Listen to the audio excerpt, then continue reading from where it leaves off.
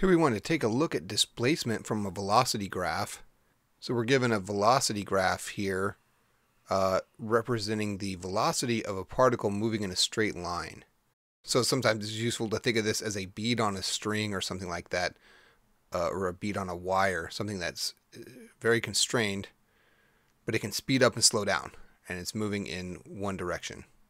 What the graph tells us is how fast it's moving, right? So velocity versus time. Okay, let's take a look at part A. It says describe the motion of the object over the interval 0 to 6. Okay, well 0 to 6 is our entire time interval here. So what happens? Well, it starts at rest here because the velocity is 0 at time 0.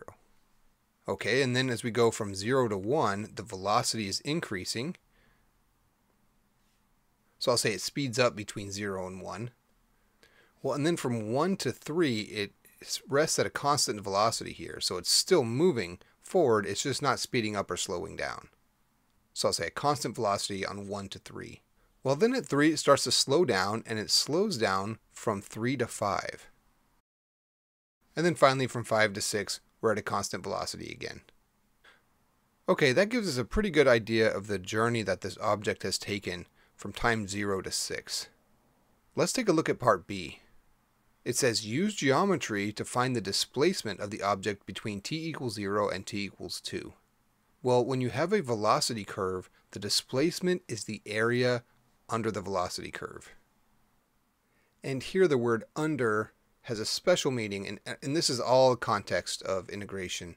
When we say under, we mean really between the curve and the x-axis.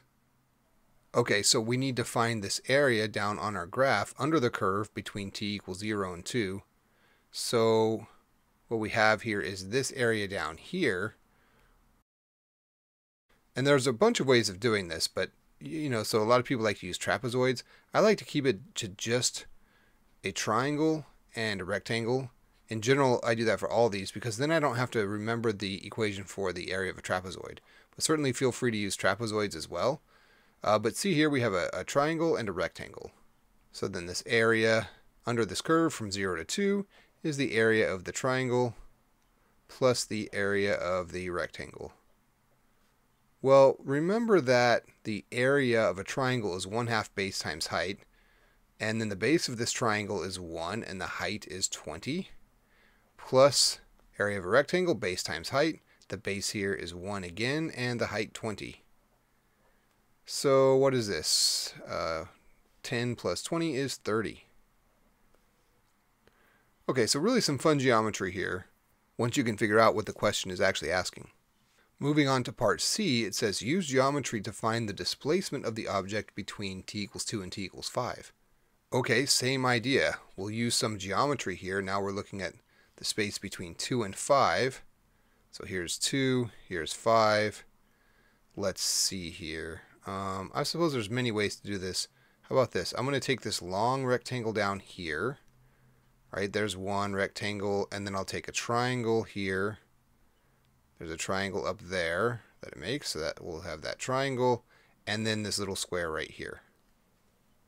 Okay, so let's add those up. Let's see, this was part B here, so then part C, we'll say the area total is area of the long rectangle. I'm using very non-mathematical descriptions here, plus the area of the triangle, plus the area of the little square. Oop.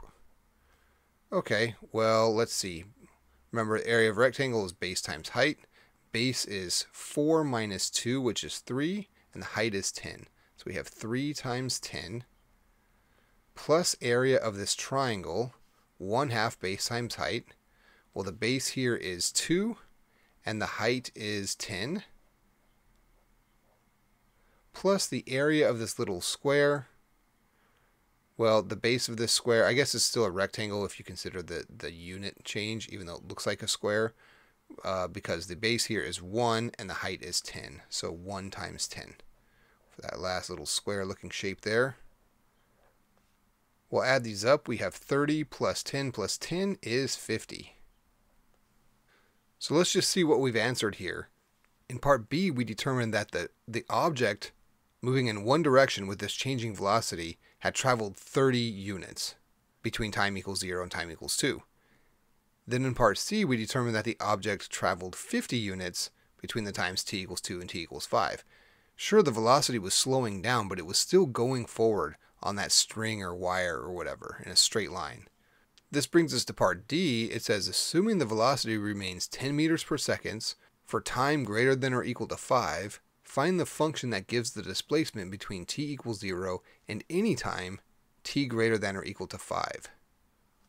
Okay, so we're trying to find the displacement for any time greater than 5. So just the displacement getting up to 5 is going to be all this area under the curve, which we already know is 30 plus 50. So the displacement just getting to 5 seconds is 80. So here I'll say D. Let's use S for the displacement. So S here is 80, just getting up to 5. Now after 5, we're just going to stay at a constant velocity. So we can just think of this as going out forever at this constant velocity. Something like that. On and on and on it goes. And what we need to do is find the area for whatever time we want. We need to figure out the area of this new rectangle that makes and add it to 80. So for part D, we know that the displacement as a function of t is going to be 80 no matter what, because we know we're going for t. This is for t greater than or equal to 5 right here. It's going to be 80 plus what? Well, the base times height of this rectangle. Well, the height is 10, but the base is a little tricky because we want it to be a function of t, but say we went out to 8 or something here. If we said 8 for the base, that would be a huge rectangle here, right? That's way too much. So we can't just use t for the base. Instead, we have to use t minus 5. That gets us just the base we want after 5 and doesn't include all this stuff down here, which would be overkill. So that's our new base. And then the height of that rectangle is, of course, 10 times 10. And there's our function. We can clean it up a little bit. This is 80 plus 10t minus 50. So how about we write it as 30 plus 10t. There's our displacement function. So the main takeaway here is that we can find the displacement if we can find the area under the velocity curve. And we can do that in this case using simple geometry. But if this wasn't such a friendly velocity curve, we'd need to use some more advanced math, which we'll get to.